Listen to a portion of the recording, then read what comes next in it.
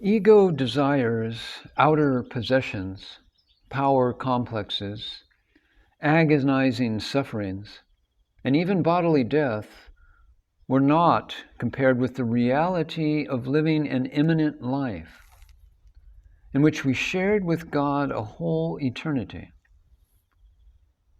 What did the brief agonies and crucifixions of saints and martyrs signify in comparison? What did Job's slow trials in time matter in the light of eternity? Is not the Spirit real? Is not eternity more real than time and changing bodies? Emmanuel took large views, and he needed a few crucifixions to cure his solemnity and make him accept livingly and without judgment the fear-laden blinkers, the make-believe ideals, and the image-making love of fellow pilgrims. The true memory had faded, and the prison house of mind and of ego consciousness was fast closing upon the growing boy. However, there was still an aroma of that true memory, unprompted by any fellow beings or any outer force. He hailed the ego surrender or ego transcendence in mystic death, as it was depicted in Henrik Ibsen's dramas Brand and When We Dead Awaken. After I first heard about Henrik's stirring and controversial plays, they were brought to my notice through the daily or weekly journals. I wanted to find out more about what he had to say. Parents and people around me were all anti-Ibsen. But quietly I went to a second-hand shop in the city where I traded my boots and other odd essentials for an unbound collected works of Henrik Ibsen, a marvelous exchange. There was much scolding and frightening opposition from the angry, wordy ones when they discovered me reading Peer Gynt and When We Dead Awaken, written by that awfully wicked free thinker.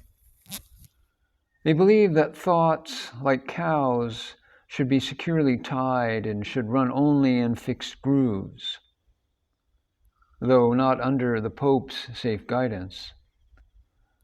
And to be a free thinker was considered to be something as horrible as the devil. Henrik Ibsen was seen by them as a terrible, pernicious, and poisonous influence. But Emmanuel said little and let the storm blow over. Soon he was feeling that Henrik Ibsen was his best friend. I remained quietly in my inner light, seemingly unknown to any living soul, rich rather than lonely in solitude.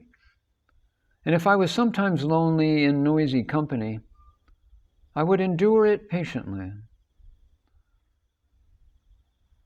For in solitude we may well find what we often lose abroad, said the writer of The Imitation of Christ. And that writer also confessed, as often as I have gone among men, I have returned home less a man. But the silence was not far off. The passive and inoffensive child made few claims and craved but little attention. And so he was not much seen or even noticed. He was not vital nor creative in outer Shakti busyness. Those around him were so busy stirring up sediments through their antics, assertions, and explanations that the child could remain hidden. Silence was the lovely veil which the word-mongers had not the time nor the patience to see through. Although the child could not have put it in these words, He saw that egos fear a silence that might reveal a glimpse of eternity.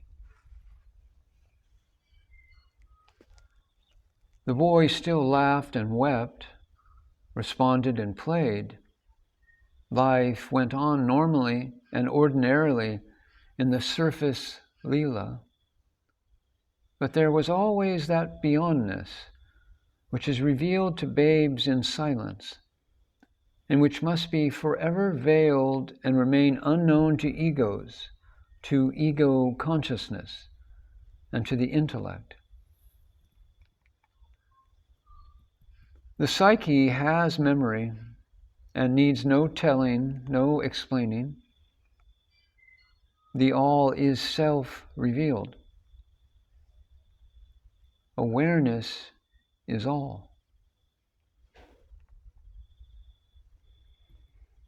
What mania for ego expression is the so-called self-expression of modern education, fostered, led, and duly colored by dictator power politicians, white, red, green, brown, and black.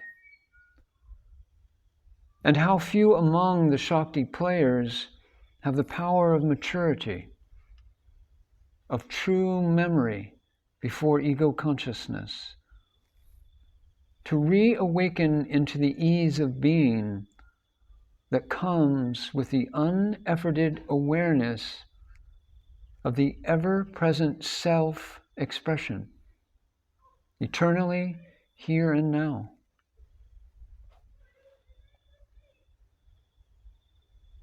Partly due to lingering memory, I quietly escaped education, or rather it did not fall upon me, and I did not reach out for it, did not seek it, and felt no urge or desire for its blessings. Likewise, later on I would escape property, marriage, fame, ambition, art, organization, intellect, and in truth, all ties and attachments. Apparently, in this life, there was no need for the lessons that they have to offer.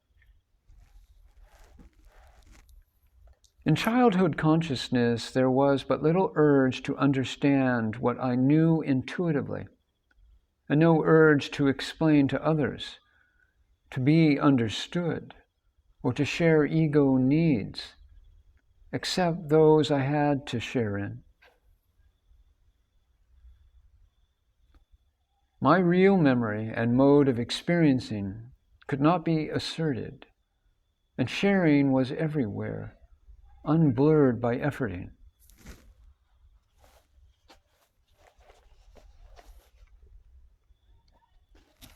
We sometimes meet, now and again, fellow beings in a human form, though not among egos, who are kindred spirits. They reveal that they are mutely and maturely aware that sharing, knowing, and unclinging love simply are, and do not lessen with time or distance, or the death of bodies. In real rapport and in true sharing, silence is the most real conductor, the clearest medium. But to these established few, even thoughts and words do not blur, do not matter. Words, too, are part of the unity and can be livingly accepted and seen through. If the silence did not play also in these and in all discords, limitations, and noises, they would not be. Awareness is all. Vain are the thousand creeds that move men's heart, unutterably vain in the living light of awareness. Dogmas and beliefs, ideals and prejudices, all make the clarification of consciousness into awareness difficult, almost impossible.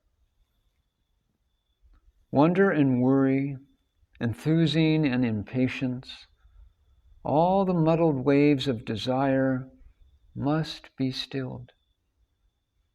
And then life finds a way, is the way. The paradox of a transcendent yet immanent self is reconciled in the realization that comes through a mystical experience of unitive awareness. Dying is the secret of mystic living. As Dante says, in contemplation, we are more than human beings. The angels of paradise, always aware of God, have no need of memories, thoughts, or doctrines. Through silence of the senses, silence of the imagination, silence of the intellect, and most important, silence of desire and thought, the self is both awared and self-aware.